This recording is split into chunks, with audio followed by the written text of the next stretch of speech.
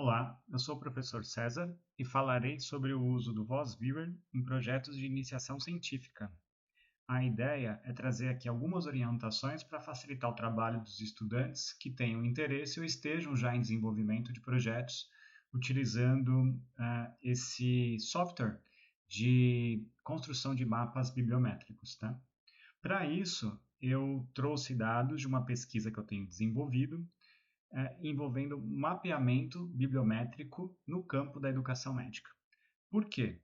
Quando a gente fala de mapa bibliométrico, nós estamos nos referindo ao esforço de representar, de alguma forma, a produção de artigos, a produção científica, dentro de um campo específico. Eu precisava, então, estabelecer qual é este campo para demonstrar o movimento necessário. Primeiro, de identificação do campo de pesquisa, segundo, de construção da hipótese e das perguntas de pesquisa, com isso, a delimitação dos conceitos principais, para a partir disso ter embasamento para fazer a seleção de termos dentro do VozViewer. Então, vai ser este o meu exercício. Estou usando também um recorte temporal, utilizando os anos de 2018 e 2019, que antecedem a epidemia do Covid, para, na minha tratativa sobre o campo da educação médica, falar de tendências mais inatas do campo, que não tenham sido impactadas e reconstruídas depois da pandemia do Covid. Tá? Dando sequência, então, meu nome completo, Araldo César Salete Filho. Sobre o campo da educação médica, alguns marcos. É um campo que tem uma história de estruturação, né, de uma área de formação específica dentro de uma institucionalidade há 100 anos, agora um pouco mais de 100 anos, demarcado no tempo pela publicação do relatório Flexner, que estabeleceu os parâmetros para o modelo científico de ensino médico. A partir deste relatório, por exemplo, nos Estados Unidos, das mais de 400 escolas médicas existentes, só 10 permaneceram abertas e as demais que foram depois estruturadas já seguiam os parâmetros estabelecidos por esse relatório.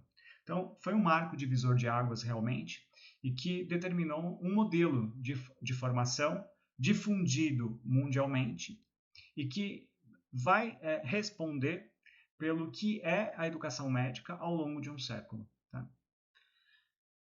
Depois disso, claro que ao longo de 100 anos mudanças foram surgindo e outras necessidades percebidas, fundamentalmente de adequação do modelo de formação para que os médicos fossem cada vez mais capazes de atuarem em sistemas de saúde conforme orientação de políticas públicas e atuando dentro de um modelo então de especialização, mas também de prática generalista, voltado a dar conta das necessidades de saúde.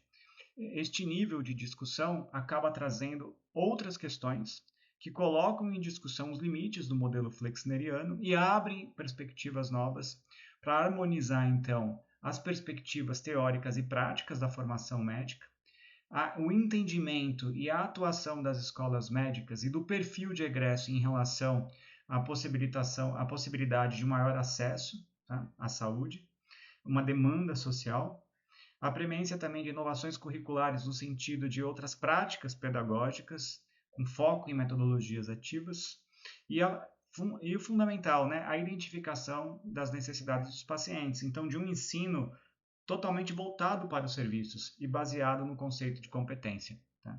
Então, tudo isso daqui, para o aluno de iniciação entender, antecede entrar no VozViewer. Eu tenho que ter uma compreensão dentro do meu campo.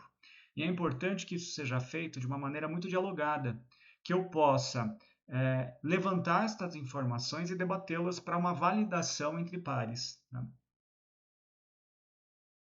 Sintetizando, dentro do campo que eu estudo, aspectos fundamentais são eles o ensino baseado em competência, os métodos ativos de aprendizagem e essas demandas sociais que vão transformando as solicitações, as expectativas existentes em relação às escolas médicas e os egressos de medicina. Trabalhar, então, a questão da equidade, da comunicação, da gestão e da coordenação dos cuidados, compreender e implantar novas tecnologias, lidar de uma maneira efetiva com as expectativas sociais, com foco, de novo, no aspecto de comunicação, mas também da competência cultural, e lidar também com as questões orçamentárias para a construção de planos realistas e sustentabilidade dos projetos de formação. Tá?